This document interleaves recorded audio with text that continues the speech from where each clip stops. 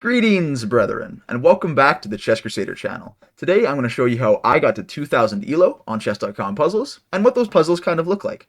If we look on our chart over to the left here, we'll see that the puzzles that I was doing when I got to 2000 ELO were not actually rated at 2000. They're rated more at 1700, 1800, maybe 1600. This is because chess.com values consistency more when determining ELO for the puzzles. So, in our green column there, green and red column, you'll see that if you beat a puzzle, you only get 2, 3, maybe 4 ELO points, but if you lose a game, you lose a puzzle, then you can lose up to 12, 14 ELO points, and that can get annoying very quickly. So you need to be consistent when you're playing your puzzles. So you could be doing very well, you could win like 10 in a row, but then if you lose 2 or 3 in a row, you could drop tons of ELO points, so that's not good. So consistency is key to get you to 2000 ELO. And this is what 2000 ELO kind of looks like. 2001, I've been up to about 2050 before, but it's very easy to go up and down, especially if you rage a little bit and you lose a bunch in a row. But 2000 ELO, that's about 99.8 percentile, right? Top 0.2% in the top 90,000, which is pretty good. I'm only rated about 1500 right now. When I was doing these puzzles, I was rated about 1400, maybe 1350. So there can be a little bit of a discrepancy there, and that's okay. That's because it's a lot easier to find the solution to a puzzle when you know that there is a solution, as opposed to in a game. So I wouldn't find lots of these in games, but it's just good to practice, right? Because eventually those skills will transfer over. But let's look at some of the games, actually. Let's look at some of these. We have, what do we have, 6? Yeah, 6 little puzzles for us to do here. So let's take a look. This is puzzle number 1, right? So once you go into a puzzle, you kind of have to figure out, okay, what's going on? Where can the king go? Here. All of these squares are blocked. So if we could find a way to like check the king through here, like if this bishop could magically do this, that would be checkmate, right? But that's not what we have. But the first thing to note is, where can the king move? Second to note, what are the threats on my own king? Do I have to play a forcing move? So right here we have a little bit of an attack on my king, right? So like he could do here, sack, and then just get in here like this. So we have to play forcing moves. We know that we have to play forcing moves. Something else of note is that we have this here to fork the king and the rook. Maybe that's what it wants, but it's defended by the queen, so we'd have to consider that. So what do we look for first? Well, we look for checks, right? So we could give like this check, sack this, but then there's not really anything there. These rooks are defended, not really good. Next thing to look for is loose pieces, right? Sometimes you're looking for checkmate, sometimes you're looking to pick up extra pieces. So in a situation like this, if we give this check, we know the king can move to like any of these squares, but then this knight is actually hanging. So what is hanging here? This queen is defending, well, defended by the bishop, also getting attacked by the pawn, but it's pinned. But we can see if we give this check, we just have a knight to pick up. Then what after that? Can he get in here? No, because our knight defends. So if it was just this and then taking this knight, it's not actually good enough because he would have this massive attack, right? Which is not good, but we have this knight to defend. So we know that we can do this. And there we go. That's our first puzzle done. So let's look at our next puzzle here. So what's going on? We have 3 passed pawns. We're down a piece. Not very good. But his bishop's kind of trapped back here. Like, he can obviously take this if we ever move our knight, but the main threat is these pawns in front of us. So we're going to have to try to find a way to maybe like bring this pawn here and attack this knight to try and promote.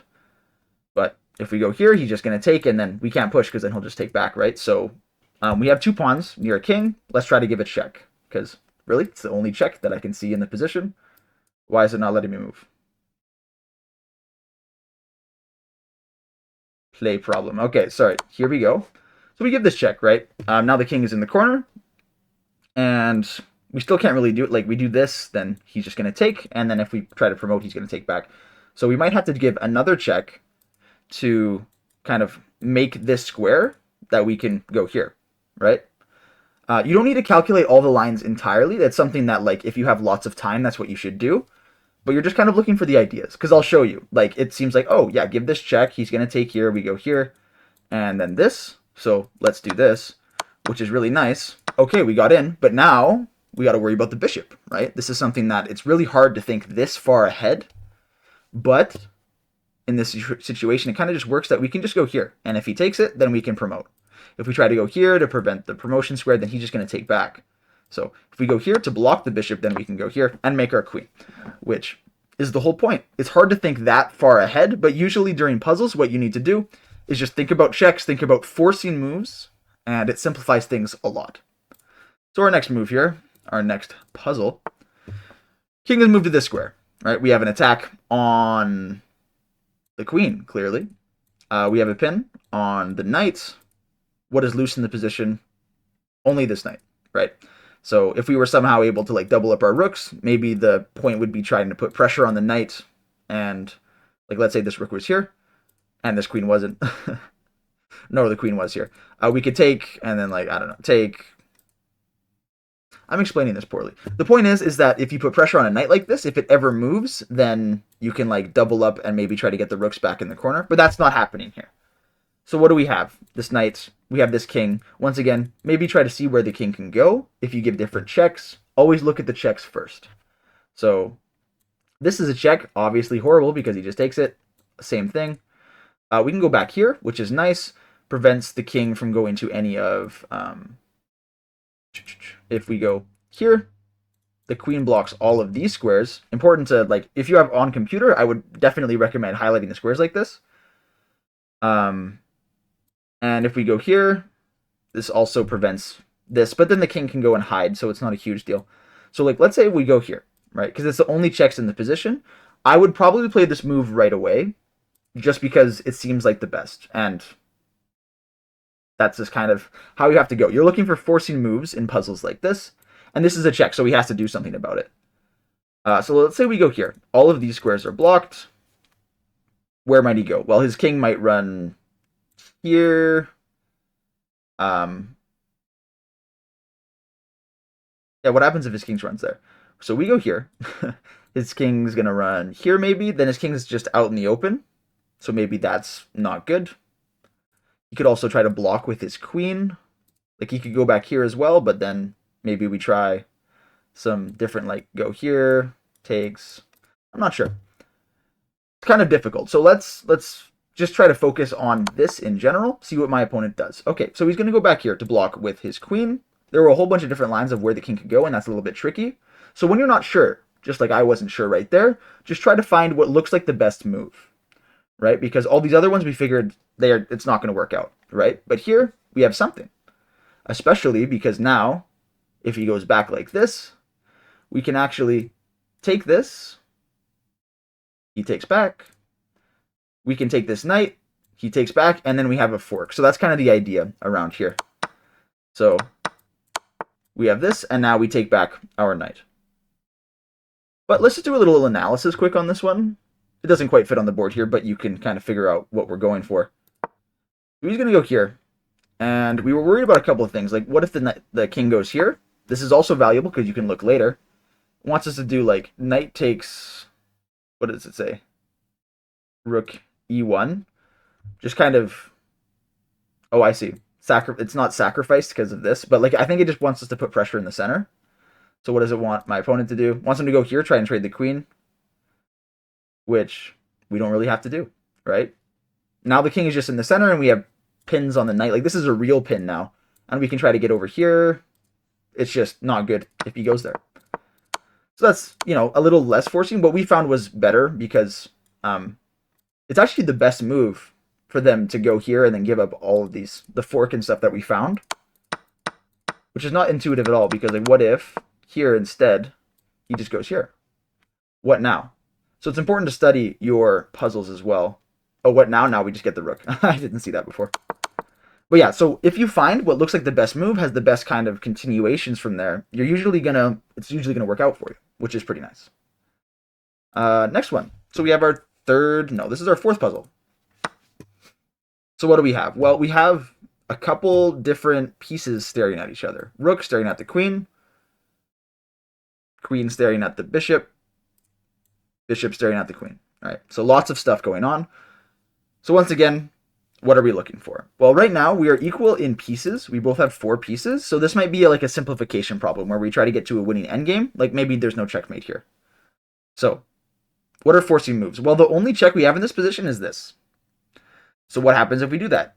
Here, takes, take back. here again, and then we get the bishop, and now he only has a rook, and then we have a bishop and a rook. So that was actually a pretty simple one. There we go. What about our next one here? So you get some that are easy, some that are more difficult, and they're challenging, because if you get all the easy ones, that's great, but if you miss one of the hard ones, then you're down a whole bunch of elo. So that can be tricky and frustrating maybe. So what's going on here? Well, we have a king on the back rank. We have a loose knight, so nothing is protecting this knight. We have, well, these are kind of relatively loose because there's nothing defending them, but they kind of defend each other. If you were able to have like your rook on like this square, that would be really good, because then you can't move either of these pieces, right? Like if the bishop moves, you take the rook, and if the rook moves, you take the bishop. So is there a scenario where we could do something like that? I'm not entirely sure. It's kind of hard to get over there. What do we do about checks, right? Checks. We don't have a check. We don't have a check. We have this check. Not good. But we do have this check. Then where can the king go? So we go here. The king can go to any of like these squares here. These two squares. And what if he does? Well, we can give this check again. And then he'll have to go forward or backwards wherever he goes. But then this knight is hanging, right? So we can give this check. We can go here. And we can take the knight. So that's how you solve that puzzle. So not always a checkmating threat. Lots of time it's just, hey, win some material. But sometimes you do get checkmating attacks, such as this one here. It just kind of smells like a checkmating attack, right? Like there's pieces put around in specific areas. You look at this bishop, he's taking all of these squares. You look at this knight, he's taking all of these squares. You can see there's lots going on here. Do we need forcing moves? Probably again, because, I don't know, we have like some checks. We have different ideas trying to bring stuff towards our king. Both of our kings are pretty weak, so the more that we can give checks, the better. So this one stands out, right? All of these squares are covered, right? So if we take this one, then he has to move to like this square, right? Here, here, here, here, here, here. The knight is defended, of course, by the rook. So naturally, this looks pretty good to just give this check. Okay, and now he's going to go there, which we can give another check, because once again, all of these squares are covered. This square, this square. When we go here, this square will be covered. But this one's not covered. So what do we do about that? Well, we want to take this because number one, it's just a free knight. So even if you don't find a checkmating technique here, this is a totally fine move. And now what happens when you go to this square? This is a bit trickier because, well, look at all the lines that are covered. This is covered by the knight. This is covered by the rook. So what's a move here that kind of covers all of these squares? Well, if we bring our rook here, what happens? We have this, we have this. We have this covered by the rook now. The rook is defended, of course, and then we have here, and then we have here. So actually, if we just do this, there we go. That is checkmate. So these are kind of some of the puzzles that you'll see at 2,000 elo, right?